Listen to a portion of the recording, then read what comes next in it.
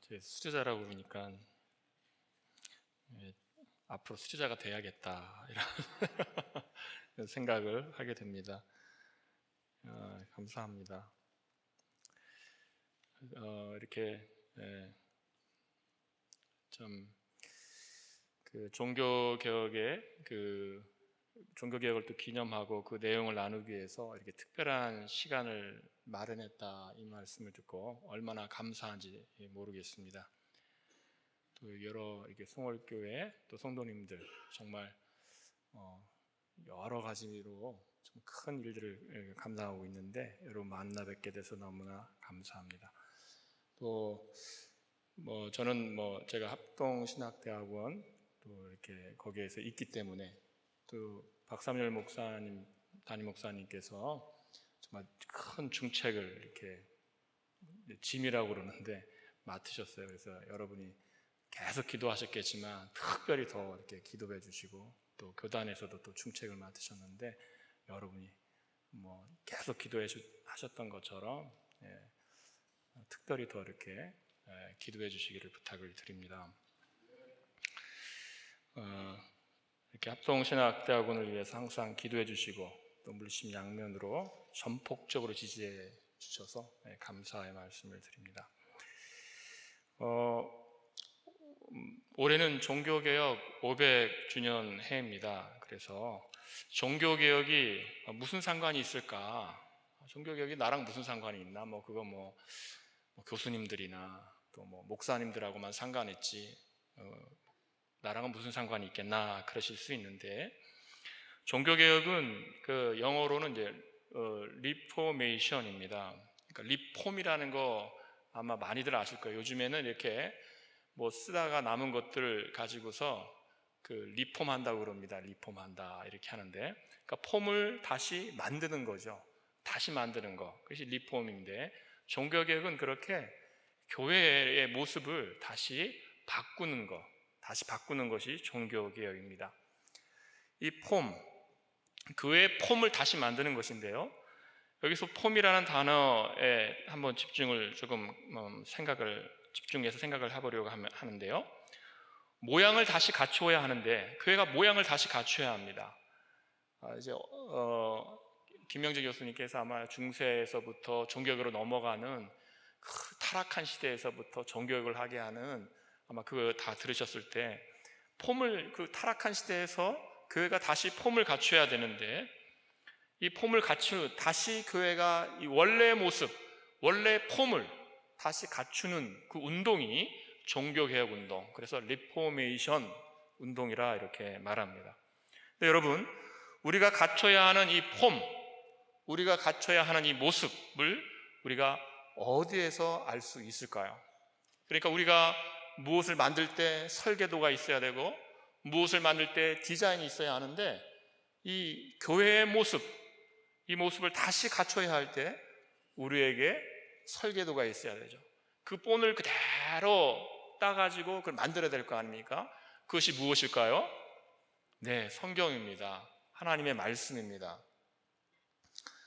중세 말이 되었을 때 어제 다 들으셨겠지만은 교회가 갖춰야 하는 여러 가지 모습들을 잃어버렸습니다. 그래서 여러 미신적인 모습도 많아졌고, 비상세례 이런 것도 있었습니다. 비상세례가 무엇이냐면, 그냥 원래는 이제 목사님들이 이렇게 세례 줘야 되는데 그게 아니라 그냥 아무나 가서 그냥 세례를 주는 거죠. 그냥 그런 거랄지 성인을 숭배하는 거랄지 여러 가지 이런 미신과 좋지 않은 모습들이 많았습니다. 교회 행사라, 지금 여러분 제가 무슨 말로 설교하고 있습니까? 제가 한국말로 하고 있습니다. 제가 독일어로 하는 것도 아니고 라틴어로 하는 것도 아니고 영어로 하는 것도 한국말로 하고 있습니다. 여러분 아까 찬송 들으셨을 때 얼마나 은혜롭습니까? 여러분 찬송 무슨 어로 들으셨습니까? 우리나라 말로 들었죠. 다 우리나라 말로 들을 때 다 이렇게 생각하면서 은혜를 받지 않습니까? 이 당시에 교회는 그러지 않았습니다. 교회 예배가 다 라틴어로 드리는 예배였습니다. 모국어가 아니고 라틴어 예배. 그러니까 마치 어떤 아무 또 알아들을 수 없는, 마치 어떤 좀 이런 말 하면 좀 그렇지만 무슨 마술 집회에 와 있는 것 같은, 무슨 미신의 집회에 와 있는 것 같은, 그래서 아무도 말을 알아들을 수 없는 그런 곳에 와 있는 것입니다. 지금 여러분 얼마나 이렇게 지금 우리나라 말로 설교도 듣고 우리나라 말로 찬송도 하고 찬송도 듣고, 얼마나 이게 좋습니까? 기도할 때도 지금 우리나라 말로 기도하면서 우리가 다 아멘으로 화답하지 않았습니까? 그러질 않았다는 거죠. 다 알아들을 수 없는 말로 했습니다. 그래서 이런 교회 행사가 알아들을 수 없는 용어로 가득 찬 마술 행위와 같은 그런 모습이었습니다. 거기다가 윤리적인 타락, 또 여러분 어제 들으셨겠지만 면죄부, 여러 심각한 타락들이 있었습니다. 그래서 원래 가져야 하는 모습, 원래 가져야 하는 폼으로 바꾼 운동이 종교개혁입니다. 그래서 이제 종교개혁을 하면서 미신적인 요소들이 사라져가고 성경으로 돌아가서 성경에 있는 내용들을 가르치게 되었습니다. 그리고 이처럼 개혁된 것을 소중히 여기는 교회들이 이제 있게 되는데, 이렇게 개혁된 것을 소중히 여기는 교회, 이런 교회를 우리가 개혁교회라 이렇게 합니다. 그래서 왜 이렇게 개혁교회가 있게 되었는가 하면, 성경이 아는 이제 다른 길로 가지 말자. 예전에 성경을 떠났더니 교회의 모습이 얼마나 좋지 않았는가. 그래서 성경에 머무르는 교회가 되자. 이것이 이제 개혁교회의 모습입니다. 종교개혁은 역사적인 사건으로만 남지 않는 것입니다. 왜냐하면 종교개혁은 성경에서 시작한 일입니다. 성경에서 시작했기 때문에 이것이 500년 전의 일, 이렇게 된다면 그것은 슬픈 일이 될 것입니다. 왜냐하면 우리는 이렇게 종교개혁을 생각하면서 성경이라는 본을 딱 놓고, 어른들 본이라고 그랬거든요. 본 뜬다 그래가지고 본 놓고 성경이라는 본이 있고 거기에 맞추어서 이제 교회가 계속해서 활동하고 가는 것이죠. 이것은 멈추는 것이 아니고 머무르는 것이 아니고, 또 교회라 했을 때 이것은 그저 이렇게 교회의 몇몇 중직들이 하는 일이 아니라 온 성도가 함께 이 일에 동참을 하는 것입니다. 여러분, 해바라기 다 아시죠? 해바라기의 그 목적은 해를 이렇게 바라보는 것입니다. 하루 종일 이렇게 해가 뜨면 해를 향해서 이렇게 하는 건데, 가끔 이제 해바라기를 보게 되면 제가 이제 해바라기 밭 근처에서 살았습니다. 그러니까 제가 이제 독일에서 이제 산 적이 있었는데, 그 근처에 해바라기 밭이 있습니다. 해바라기 가득한데 가면서 이렇게 산책을 하면서 싹 보면은 해가 정말 있는 곳을 다 해바라기 보고 있습니다. 얼마나 신기한지 모릅니다. 그런데 가끔 해바라기 중에 해 안 보고 땅 보는 거 있습니다. 제가 그거 보면서 야, 저 고장났다, 고장났어. 고장이 나가지고요, 벌써 이파리도 별로고 이 해바라기 씨가 있지 않았습니까? 그것도 나중에 보면 이게 별로입니다. 별로. 고장이 났죠. 고장난 해바라기죠. 우리가 이 하나님을 사랑한다, 하나님을 바라본다 이렇게 했을 때 정말 하나님만 바라보는 이런 모습을 가져야 되는데, 고장난 해바라기처럼 하나님을 사랑한다고 하면서 하나님의 영광을 산다고 하면서 이렇게 푹 숙이고 있을 수 있거든요. 그때 필요한 것이 무엇인가? 그러니까 우리 개인적으로 요청되는 종교개혁인 것이죠. 본이 있어야 되는 거죠. 이러면 안 된다. 그 본이 뭐냐? 온전한 본, 성경의 모습을 보면서 우리가 그 모습을 따라가야 되는 것이죠. 그래서 모든 성경은 하나님의 감동으로 된 것으로 교훈과 책망과 바르게 함과 의로 교육하기에 유익하니, 이는 하나님의 사람으로 온전하게 하며 모든 선한 일을 행할 능력을 갖추게 하려 함이라, 이렇게 했습니다. 그래서 우리에게는 교회, 또 우리 개인적으로 성경이 항상 우리 앞에 있어서 그걸 보면서 우리가 어떤 모습을 갖춰야 되는지, 고장난 해바라기가 아니라 정말 태양을 보는 해바라기처럼 하나님을 정말 사랑하는 모습으로 있기 위하여 이 성경이 우리에게는 필요합니다. 그래서 건강한 해바라기처럼 건강한 그리스도인이 되기 위하여서 우리에게 꼭 필요한 것이 무엇인가? 성경입니다. 성경. 그래서 오직 성경, 그래서 솔라 스크립투라, 우리가 이것을 봐야 하는 것입니다. 또 오직 성경이라는 주제를 오늘 이제 이렇게 한번 살펴보려고 합니다.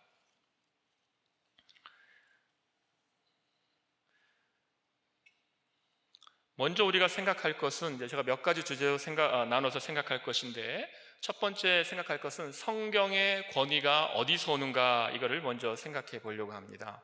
성경의 권위가 어디서 오는가, 성경의 권위가 기원이 어디인가. 그래서 오직 성경인데 우리가 먼저 권위를 생각해야 됩니다. 성경의 권위가 어디서 오는가.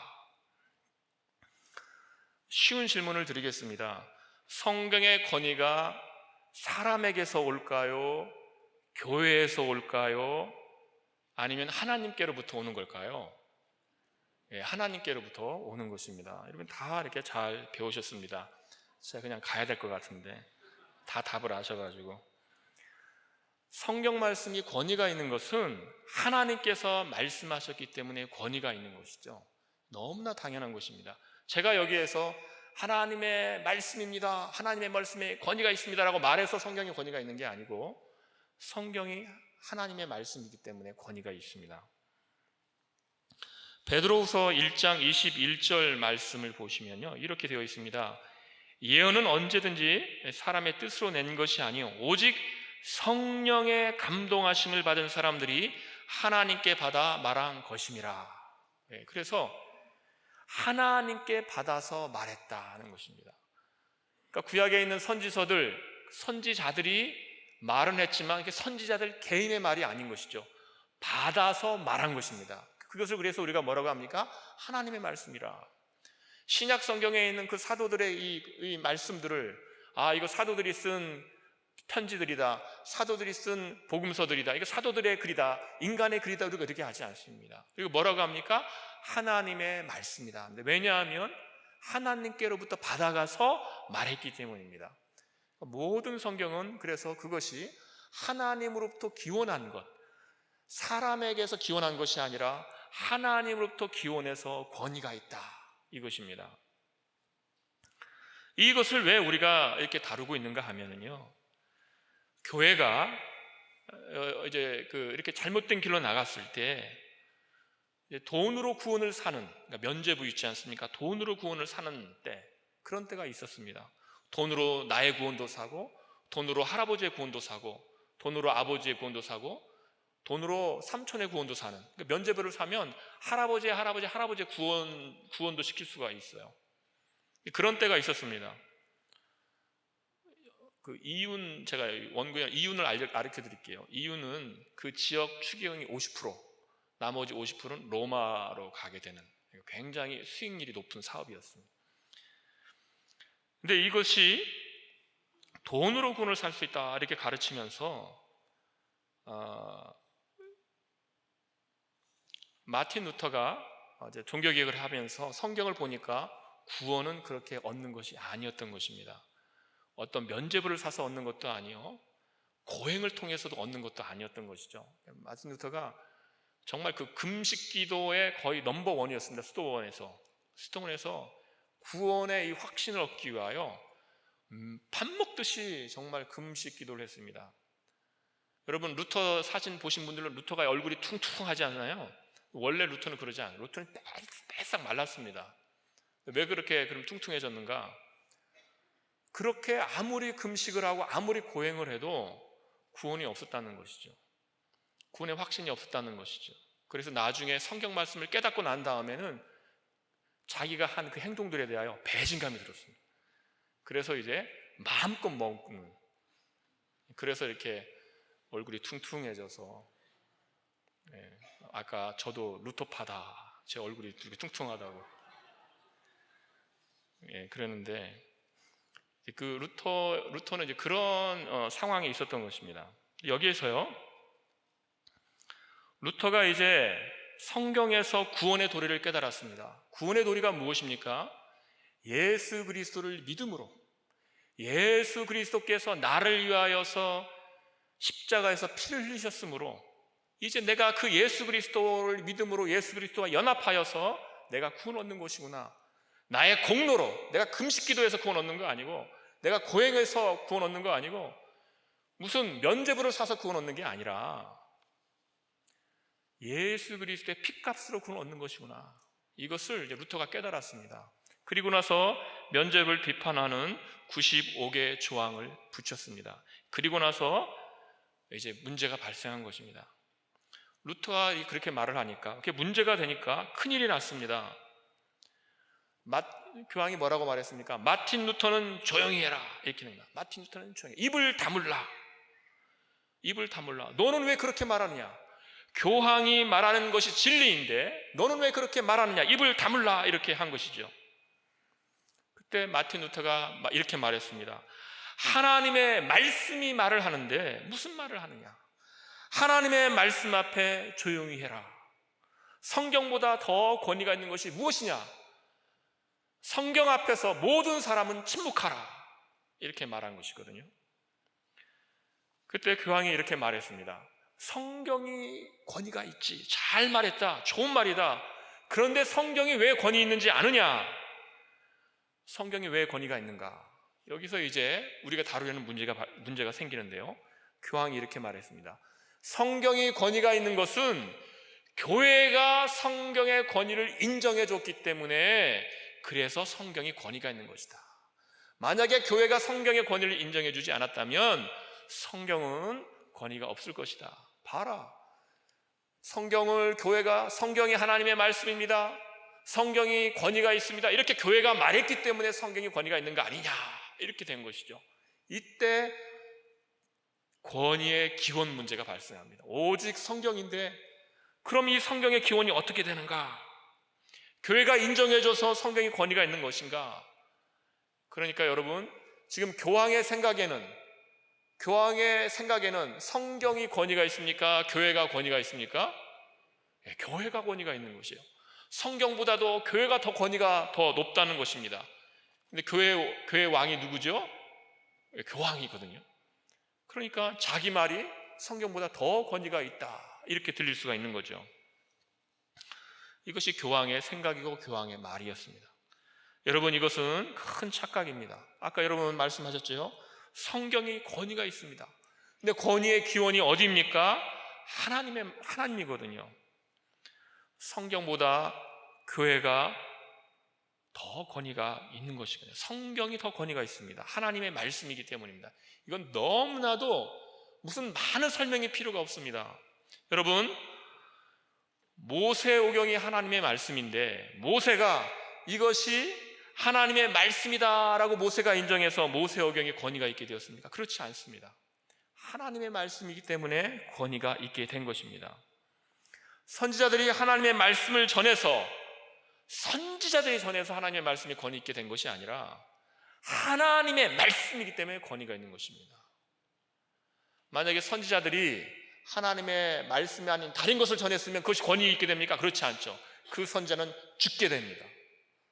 하나님의 말씀은 하나님의 말씀이기 때문에 선지자가 전해서 권위 있는 것이 아니라 하나님의 말씀이기 때문에 권위가 있는 것입니다. 선지자가 하나님의 말씀을 전했기 때문에 권위가 있는 것이죠. 똑같은 원리가 계속 반복이 되는 것입니다. 강단에서 하나님의 말씀이 전해질 때 그게 왜 권위가 있습니까? 강단에서 전하는 사람이 권위가 있어서 그렇습니까? 아니죠. 전해지는 그 말이 하나님의 말씀이기 때문에 권위가 있는 것이거든요.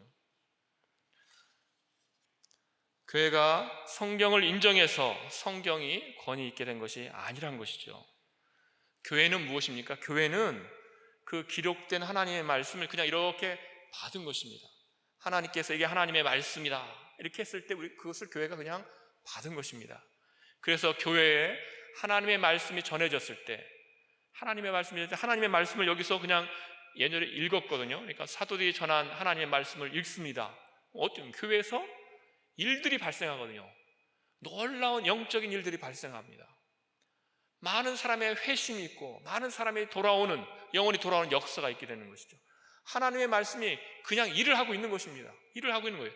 교회가 성경으로 회의를 통해서 인정하기 전에 이미 하나님의 말씀은, 이미 성경은 교회에서 권위를 갖고 일을 하고 있었습니다.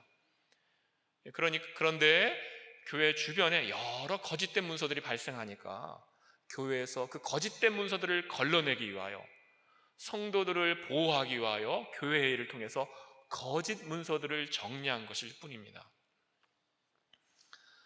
더 쉬운 예를 들어보겠습니다. 성경의 권위가 교회에 의존한다는 것은 마치 태양빛이 사람의 증언에 의존하는 것과 같다라는 것입니다. 그러니까 마치 이런 것입니다. 태양에 저 밖에서 지금 저녁이 되어서 태양빛이 이제 비추는 걸 그만두었지만은, 태양이 빛이 지금 밖에서 우리가 비춘다고 생각을 해봅시다. 그런데 태양이 밖에서 막 비추는데 제가 여기 왔습니다. 와서 여러분에게 말을 하는 겁니다. 여러분, 태양이 비치고 있습니다. 이렇게 했습니다. 그런데 여러분, 제가 태양이 비치고 있습니다 이렇게 해서 태양이 비춘 겁니까? 아니죠. 왜 태양이 비춘 겁니까? 태양은 스스로 제가 그렇게 말을 하던 말을 하지 않던 태양은 비추고 있었던 것입니다. 그것처럼 성경은 누구의 증언에도 의존하지 않고, 누가 어떤 말을 하든 하지 않던 성경은 스스로, 하나님의 말씀은 스스로 그 능력을, 그 권위를 드러내는 것입니다. 누가 옆에서 무슨 말을 하지 않아도 성경은 그 스스로 그 권위와 능력을 드러내는 것이죠. 우리로 하여금 그 말씀에 순종토록 하는 것이죠. 그래서 성경은 그 스스로 그 권위 있는 말씀, 하나님의 말씀은 그 스스로 그 권위를 증명하는 말씀이 되는 것입니다. 누구의 증언에 의존하지 않습니다. 그래서 루터가 jon격을 했을 때 성경은, 그 권위는 사람의 말에 증언하지 않는다. 사람이 말했기 때문에 성경이 하나님의 말씀에 권위를 갖는 것이 아니라, 성경은 스스로 하나님의 말씀이 어떻게 사람의 말에 의존해서 권위를 갖는가? 하나님의 말씀은 스스로 그 권위를 드러낸다. 그래서 성경의 권위의 기원은 하나님이라는 것입니다. 하나님이다. 그래서 우리가 보는 이 말씀을 볼 때 이것은 우리가 누가 설명하지 않습니다. 여러분 다 아십니다. 제가 이렇게 구구절절히 설명하지 않아도 여러분의 성경을 볼 때 하나님의 말씀의 그 권위를 이미 아시면서, 그것을 이미 아시면서 읽고 계시고 은혜를 맛보고 계시는 것입니다. 제가 이렇게 말하고 나니까 쓸데없는 얘기를 다 한참 했구나, 또 이런 생각이 드는데, 무슨 말씀이냐면 성경의 권위는 우리가 그 성령 안에 있는 사람은 그냥 자연스럽게 인정한다는 거죠. 자연스럽게 안다는 것입니다. 여러분, 적용을 해봅니다. 여러분은 어디에 권위를 두십니까? 여러분은 어디에 권위를 두시면서 살고 계십니까? 하나님의 말씀에 권위를 두십시오. 성경에 권위를 두십시오. 성경이 하나님의 말씀이요, 그 말씀이 지금 하나님에게서 권위를 기원하여서 우리에게 지금 주어진 말씀입니다. 이 말씀의 뿌리를 받고 살아야 하는 것이죠. 이 말씀이 권위 있는 말씀이요, 그 기원이 하나님에게서 오는 것입니다. 다시 말씀드리면 이 말씀은 시간에 의해서 사라지는 권위, 예전에 선지자가 전했던 말씀, 예전에 2000년 전에 사도들이 전했던 말씀, 이게 아닙니다. 이 말씀은, 하나님의 말씀이 권위가 있다는 것은, 이 성경의 권위가 하나님으로부터 기원한다는 것은 과거에 그렇게 말씀하셨다, 여기서 그치는 것이 아니라 그것이 영원하신 하나님에게서 기원하기 때문에 지금 우리에게 말씀하신다는 것입니다. 지금 우리의 표준이라는 것입니다. 우리의 표준이라는 것입니다. 우리의 삶의 표준이요, 교회의 표준이요, 표준입니다. 하나님 말씀에 그 권위가 있습니다. 그래서 무엇을 보고 여러분의 인생을 설계하고, 무엇을 보고 여러분이 그 길을 걸어가겠습니까? 성경을 보고 설계하시고 성경을 따라서 그 길로 가셔야 되는 것이죠. 그래서 이 성경은 하나님께 그 권위의 기원을 둔 절대적인 권위를 갖는 하나님의 말씀이다. 그래서 우리가 오직 성경이라 할 때 차이가 있는 것입니다. 그 천주교도 지금 성경을 보죠. 근데 차이가 있습니다. 우리는 하나님에게서 기원한 그 권위를 인정하면서 성경을 보는 것입니다. 두 번째로 우리가 생각할 것은 성경의 필요성입니다. 성경의 필요성. 이거는 너무나 당연한 것이지요. 너무나 당연한 것입니다. 질문은 이것입니다. 성경이 없어도 되는가? 성경이 없으면 안 되는가? 성경이 있는데 성경이 없어도 되는가? 없으면 안 되는가? 여러분, 성경이 절대적으로 필요합니까? 아니면 없어도 됩니까? 절대적으로 필요합니다. 제가 정말 괜히 왔습니다. 다 아시는. 근데 여러분, 이 성경의 절대적인 필요성을 인정하지 않는 그런 분들이 있습니다. 로마 교회는 성경의 절대적 필요성을 인정하지 않습니다. 아까 로마 교회는 성경이 권위가 있다고 그랬습니까? 교회가 권위가 있다고 그랬습니까? 교회가 권위가 있다고 해요. 성경보다 교회가 더 높은 권위예요. 그러니까 교회는 절대적으로 필요하지만 성경은 절대적으로 필요하지 않습니다. 성경이 없어도 교회만 있으면 된다, 이것입니다. 성경에 그렇다고 유익을 부정하는 건 아닙니다. 성경은 필요하다 하지만 절대적으로 필요한 건 아니다. 왜? 교회가 있으니까 이렇게 말합니다. 이것은 무슨 말이냐면 지금도 천주교회에는 그리스도를 대리하는 사도가 있다는 것입니다. 사도가 있기 때문에 성경이 필요가 없다는 것입니다. 교황이 그리스도를 대리하는 사도가 되어서 교황의 말은 오류가 없다, 이렇게 말합니다.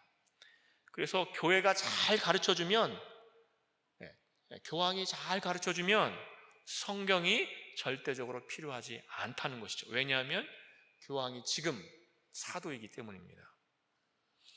교회라는 좋은 선상이 있는데 성경이 왜 절대적으로 필요한가?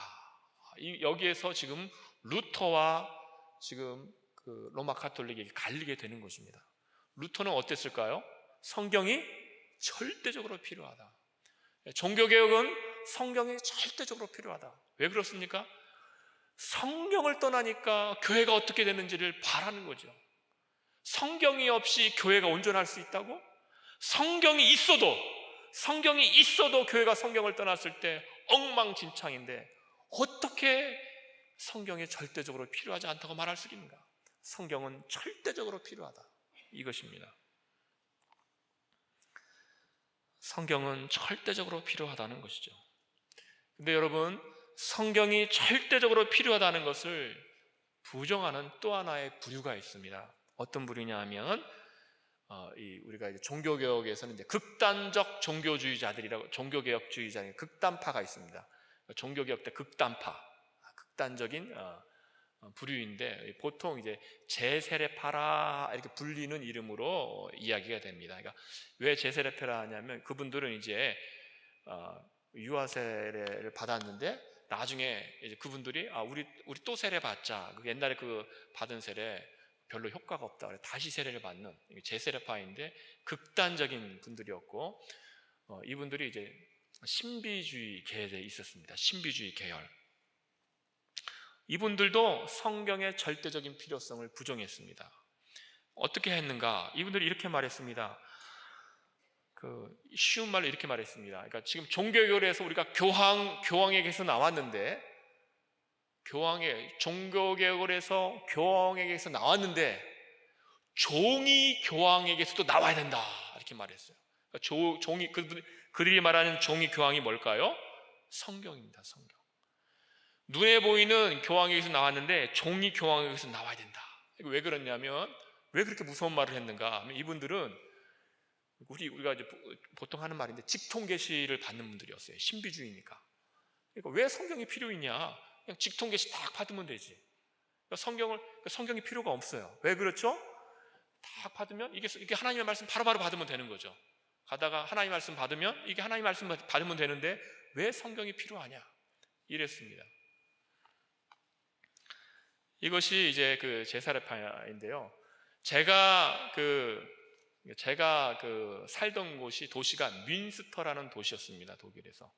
뮌스터라는 도시인데, 뮌스터에 가보면 거기에 이제 그 람베어트 교회당이라 하는 곳이 있습니다. 그 시내 중심가. 그러니까 우리가 보통 거기 이제 명품 거리라고 하는데요. 거기 막 명품들 파는 이제 상점들이 많이 있는데 거기에 이렇게 교회당이, 멋있는 교회당이 우뚝 서 있습니다. 교회 탑도 높고요. 거기에 철망, 직사각형 그 육면체라고 해야 될까? 아무튼 그런 철망이 거기에 3개가 걸려 있습니다.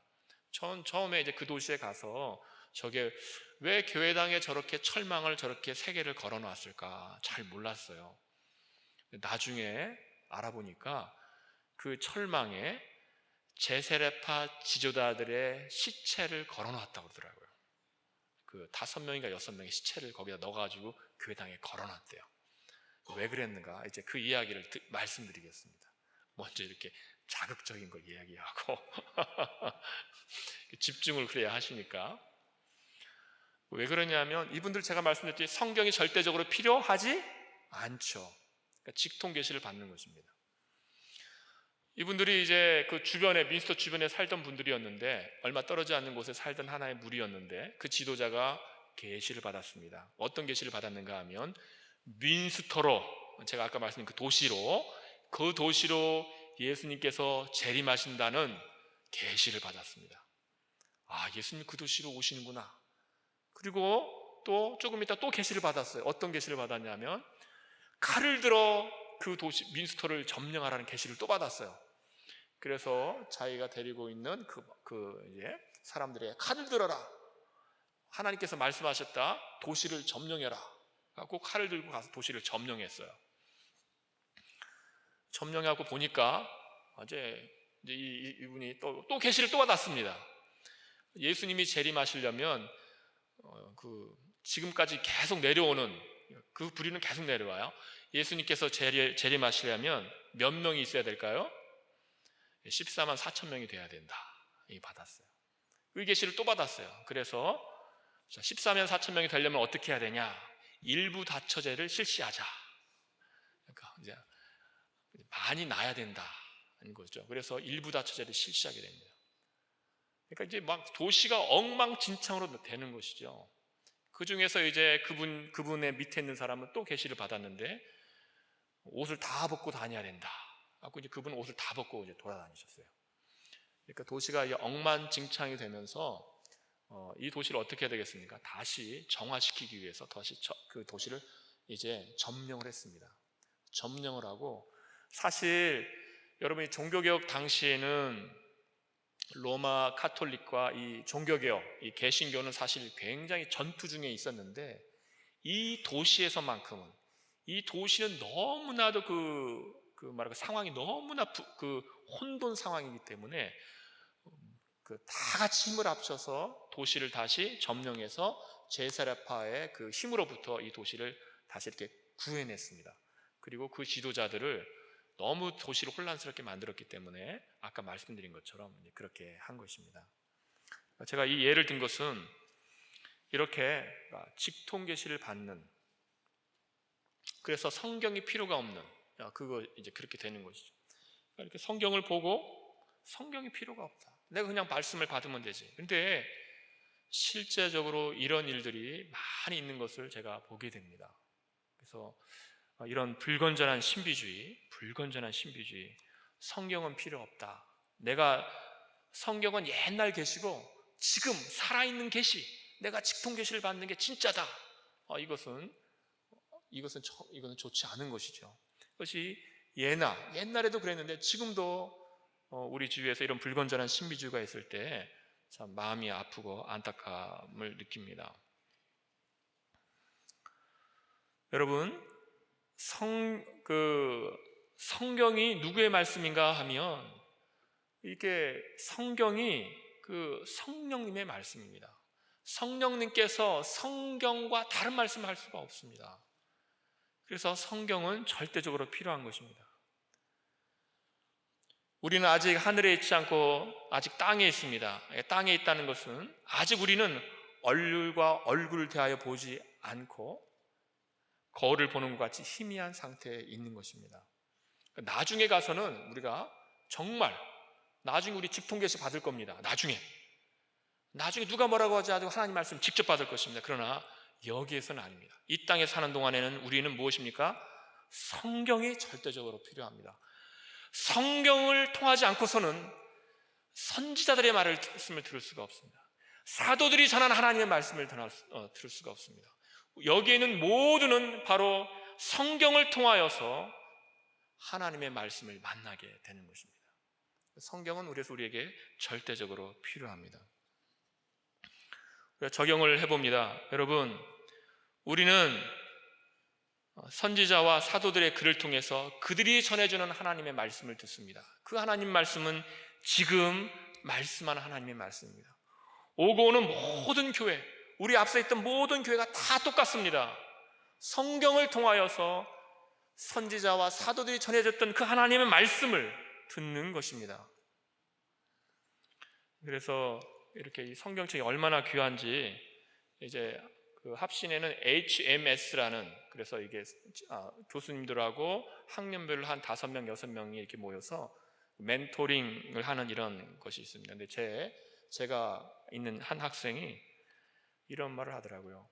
교수님, 제가 한번 이렇게 단기 선교를 갔었는데 성경이 없는 종족이 있었다는 것이에요. 근데 학교에 와가지고 헬라어 배우고 히브리어를 배우고 나니까 제가 가서 그들에게 성경을 번역해주고 싶습니다, 이러더라고요. 그래서 좋은 결심이다. 그래서 잘 이제 준비해서 이런 성경 번역해 성경을 전해주는 이런 일을 이제 잘 준비해서 하라 이렇게 했는데, 성경을 번역하는 선교사도 있고요, 성경을 전달하는 선교사도 있고요.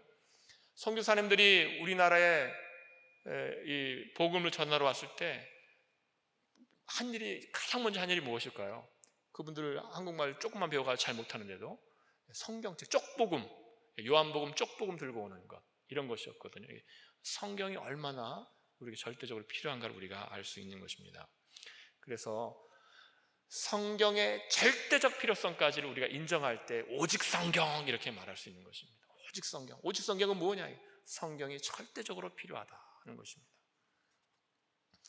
세 번째 우리가 살펴본 것은 성경의 명료성입니다. 성경의 명료성. 성경의 명료성.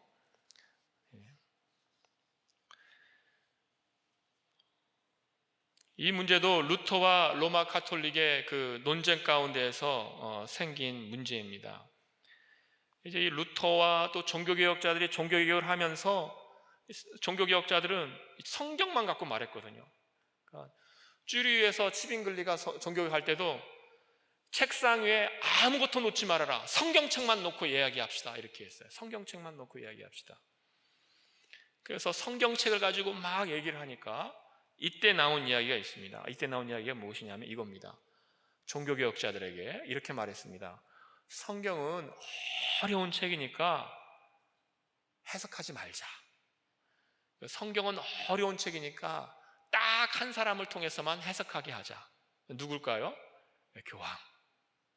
그 종교 성경은 너무 어려운 책이니까 함부로 해석하면 안 돼. 함부로 보면 안 된다. 그래서 제가 이제 최근에는 이제 천주교가 성경을 읽는 것을 권하고 있지만, 사실은 성경책을 읽는 게 천주교에서는 금지였습니다. 금지. 왜냐하면 성경책을 읽으면 미로에 빠진다는 거였어요. 성경책은 너무 어려운 책이어서 읽으면 미로에 빠진다. 근데 여러분은 어떻습니까? 목사님이 성경책 읽으면 안 된다 그러십니까? 아니죠. 성경책 왜 이렇게 안 읽냐고 성경 좀 읽으라 그러시죠. 이 차이가 다릅니다. 그래서 종교개혁 운동은 성경책을 읽으라는 거예요. 성경책을 읽어라. 성경책을 읽을 때 하나님께서 조명하시는 그 은혜를 주시니까 성경책을 읽어라. 성경책을 읽으면 똑똑한 사람에게만 은혜를 주시는 것이 아니라 무슨 박사에게만 하나님께서 은혜를 주고 성경을 깨닫게 하는 게 아니라 누구나가 다 성경책을 읽을 때 하나님께서 조명하시는 은혜를 주시니까 누구나가 다 성경책을 읽으라 하는 것이었거든요.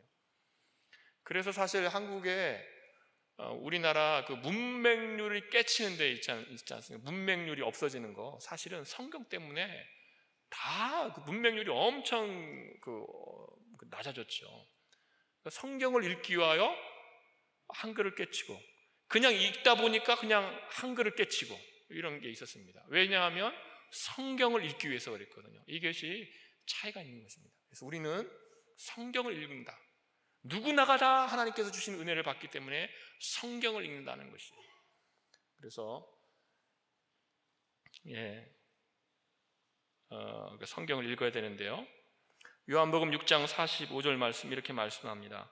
선지자의 글에 그들이 다 하나님의 가르치심을 받으리라 기록되었은즉 아버지께 듣고 배운 사람마다 내게로 오느니라 이렇게 말씀하셨어요.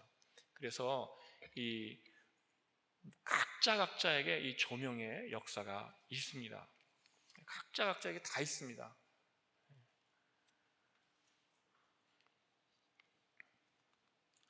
근데 제가 이제 저희 어머니가 성경 읽는 걸 너무나 좋아하시는데 학력이 없습니다. 학력이 없어요. 근데 이렇게 성경 말씀 읽고서 묵상하고 깨닫는 걸 저한테 가끔 이야기해 주시거든요. 그러면 참 제가 은혜를 받죠. 이게 왜냐하면 이 성경 말씀이 이 성경 말씀을 읽고 이 명료성, 이 조명의 역사는요. 성경 말씀뿐만이 아니라 신앙의 그 삶, 그 믿음의 삶이 다 축적되면서 오는 은혜거든요. 그러니까 평생을 그 신앙생활 하면서 성경을 보고 깨닫는 은혜가 있어요. 그걸 이제 딱 깨닫는 거를 가끔 이렇게 말씀을 해주면 정말 정말 은혜롭다 이런 생각을 하게 됩니다. 어두운 데에 빛이 비치라 말씀하셨던 그 하나님께서 예수 그리스도의 얼굴에 있는 하나님의 영광을 아는 빛을 우리 마음에 비추셨다 그랬습니다. 그러니까 하나님께서 우리 마음에 비추시는 것입니다. 하나님께서 우리 마음에 직접 비추시는 것입니다. 직접 비추십니다. 그래서 누구라도 성경을 읽으면 성령께서 역사하시는 조명의 역사가 있는 것입니다. 그래서 여러분 부지런히 정말 성경을 읽으셔야 되는 것이죠. 우리가 그 느낌이 압니다. 성경을 읽을 때 그 믿음 생활과 성경을 읽지 않을 때의 믿음 생활 정말 차이가 나지 않습니까?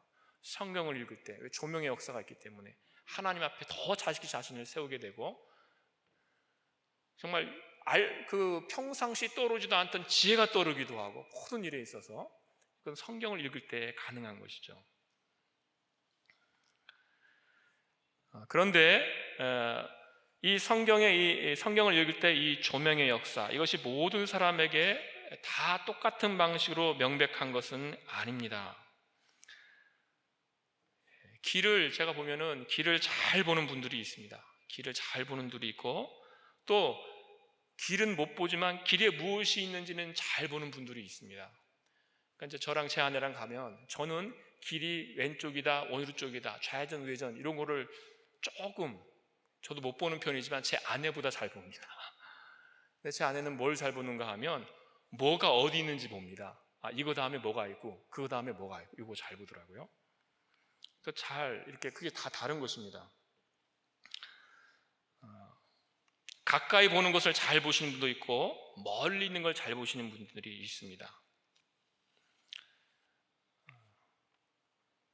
이 말씀을 왜 드리냐면 이 말씀이 우리에게 오는 이 명백성이 말씀이 우리에게 오는 이 분명함, 이 명료성이 다 다양하다는 것입니다. 그러니까 이것을 누구는 말씀의 명료성이 이만큼 높고 누구는 이만큼 높고 이렇게 점수를 매길 수 있는 게 아닙니다. 다양합니다. 다양해.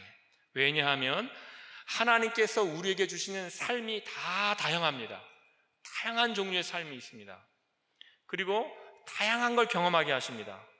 그리고 그 말씀이 적용되는 다양한 순간들이 있고 말씀을 여러분이 묵상할 때 다양하게 묵상을 하십니다. 그래서 어떤 부분은 어떤 사람에게 이만큼 명백성이 있고 어떤 사람에게는 또 덜한 명백성이 있고 다른 부분에서는 이 부분이 더 명백할 수가 있는 것이죠. 다른 말로 말씀드리면 어거스틴의 명료성이 다르고 루터의 명료성이 다르고 칼빈의 명료성이 다릅니다. 누가 더 명료했는가 이게 점수를 매길 수 있는 게 아닙니다. 다 각각의 명료성이 다른 것이거든요. 이것을 우리가 이제 어떻게 해야 되는가 하면, 그래서 구원에 참여한 자들에 대해서 우리가 모두를 향하여서 다 존경하는 마음을 가져야 합니다. 어제 믿은 사람은 어제 믿은 사람만이 갖고 있는 명료성이 있습니다. 저 하루 믿은 지 하루밖에 안 된 사람이 뭘 알겠어? 그거 아니거든요. 이미 우리에게서는 오래돼서 무뎌진 명료성이 어제 믿은 사람에게는 있을 수 있습니다. 그래서 하루 믿었으니까 저 사람 뭐 아무것도 아니겠지, 믿음이 아무것도 아니, 그게 아닙니다. 명료성이 다 다릅니다. 다 달라요. 그래서 우리가 도시길을 모른다고 무시하면 안 되고, 시골길 모른다고 무시하면 안 되고, 다가 다 그 다양성이기 때문에 우리가 서로를 향하여서 사랑의 마음, 이런 존경의 마음을 가져야 할 줄 압니다. 자, 그래서 적용은 그것이죠. 그러니까 모두에게 다 명백성이 있으니까 다 존경해야 되고, 그리고 성경은 누구에게나 다 역사하심으로 우리가 성경을 부지런히 읽어야겠다, 이러한 우리가 적용을 하게 됩니다. 네 번째입니다. 이제 마지막이 되는데요. 여기서 우리가 알 것은 충분성입니다. 충분성, 성경의 충분성. 여기서 충분성이란 우리가 여기서 두 가지를 생각할 수 있는데요. 충분성은 무엇이냐면 이것입니다. 성경 외에 무엇이 더 추가될 필요가 없다는 것입니다. 그러니까 성경 외에 다른 특별 계시가 필요 없다는 것입니다. 성경 외에 무엇이 더 첨가되어서는 안 된다는 것입니다. 여기에 대하여 두 가지 다른 의견이 있는데, 우리가 아까 보았던 로마 카톨릭입니다. 로마 카톨릭은 성경이 충분하지 않다라고 말했습니다. 성경이 충분하지 않다. 성경이 충분하지 않다. 제가 독일에 가보니까 휴일이 있는데요. 휴일이 다 이런 겁니다. 성탄절 휴일이겠죠. 부활절 휴일이겠죠. 그리고 성령 강림절도 있습니다. 성령 강림절도 휴일입니다. 또 무슨 휴일이 있는지 아세요? 여러분 모르실 텐데 마리아 승천일도 휴일입니다. 여러분 마리아가 승천했습니까? 우리가 그거 성경에 없지 않아요. 성경에 없죠. 그런데 마리아가 승천했다. 성경에 없는 것을 왜 말할 수 있을까요? 성경이 없는 것을 교회의 전통이다, 교회의 전승이다, 그래서 거기다 추가시킬 수가 있는 것이에요. 거기다 추가시킬 수가 있습니다. 그래서 성경으로는 충분하지 않고, 그러니까 마리아 승천일을 만들려면 성경으로 충분하다 그러면 만들 수가 없잖아요. 그러니까 성경으로 충분하지 않고 교회에 다른 전통이 있다, 이렇게 말해야 되는 겁니다.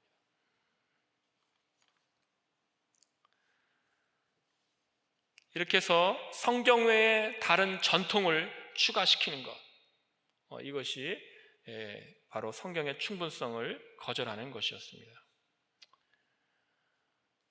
인간의 전통이 필요하다.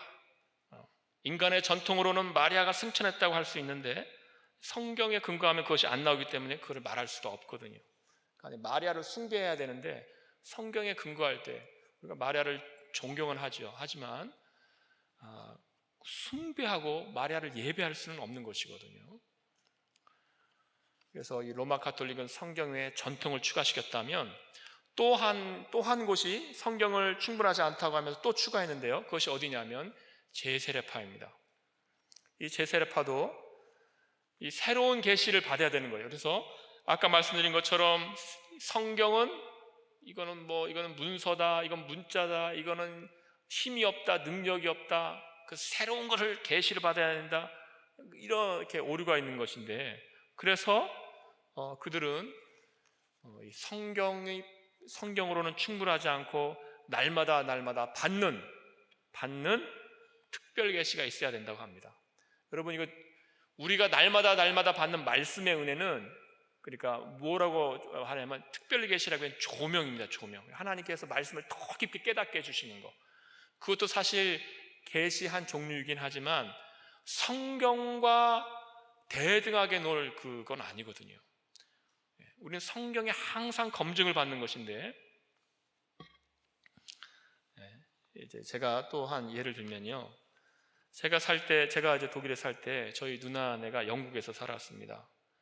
그런데 그 한인교회가 없어서, 영국에 사는데 한인교회 근처에 없어서 그냥 가까운 한인교회에 다니셨어요. 그런데 저에게 이제 한 번은 전화를 했더니 이렇게 말합니다. 제가 이제 목사이니까 상담을 하는 겁니다. 지금 다니고 있는 교회, 근데 목사님이 조금 이상하다. 그러니까 왜 그러는데? 했더니 목사님 조금 이상한데 교회에서 성령 춤을 춘다 그러는 거예요. 그러냐고. 그게 뭘까? 그리고 나서 또 어떻게 하면 집에 들어가서 막 물을 뿌린대요. 왜 물을 뿌리냐? 그러니까 마귀를 내쫓으려면 물을 뿌려야 된다. 이렇게 한다는 거예요. 제가 그래서 그러면 다른 교회 알아봐야 되겠다고 제가 이제 그렇게 말했습니다. 그래서 이제 그 모든 일을 뭘로 결정하는가 하면 하나님의 말씀이 말해주는 조명하심으로, 이런 걸로 결정하는 것이 아니라 목사님이 예언을 하는 거예요. 예언을 해서 이렇게 해라 저렇게 이렇게 하는 것이죠. 여러분, 성경으로 충분하다는 것은 그러한 지금 성경과 대등한 어떤 특별 계시가 주어지는 것은 아니라는 것입니다. 여러분, 데살로니가 후서 말씀을 한번 보겠습니다. 데살로니가 후서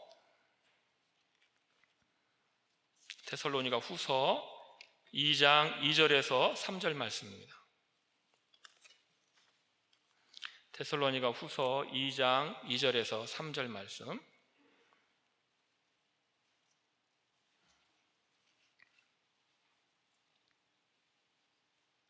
데살로니가 후서 2장 2절에서 3절 말씀 찾으신 분들은 같이 한번 읽어보십니다.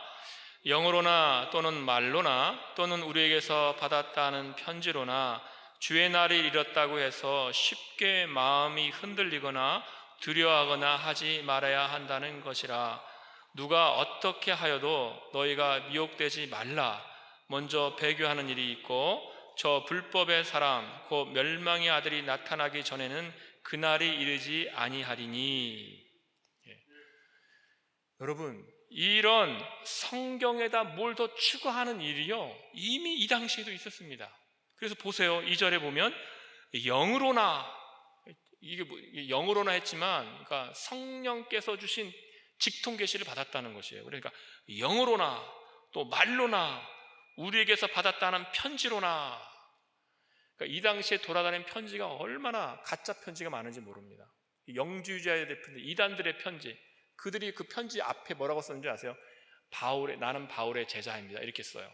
이 당시에 돌아다니면서 내가 바울의 제자입니다라고 하면서 영주주의 가르침, 이단의 가르침을 가르치고 다녔거든요. 그러니까 지금 사도 바울이 영으로나 말로나 우리에게서 받았다는 편지로나 주의 날이 이르렀다고 해서 쉽게 마음이 흔들리거나 두려워하거나 하지 말아야 한다는 것이다 이렇게 말합니다. 지금도 있지 않습니까? 지금도 1992년 10월 28일입니까? 제가 이제 오래돼서 저도 아무튼 다미선교회 주의 날이 이르렀다 그러지 않습니까? 성경 외에 다른 걸 가지고 와가지고 이야기하는 것이죠. 얼마나 교회를 힘들게 하고 교회를 힘들게 하는 것입니까? 이게 지금 그런 일이 이미 이 당시에 있었다는 것이죠. 여러분, 여기 흔들리지 마십시오. 이런 성경 외에 다른 어디서 누가 뭘 받았더라, 예수님이 내일 모레 오신다더라, 내년에 오신다더라, 이런 거 전혀, 이것은 이미 이때부터 이렇게 교회를 그런 말들이 힘들게 해가지고 흔들리지 말라고 이렇게 편지를 하고 있는 것입니다. 또 한 말씀만 보겠습니다. 갈라디아서 1장 8절에서 9절 말씀입니다. 갈라디아서 1장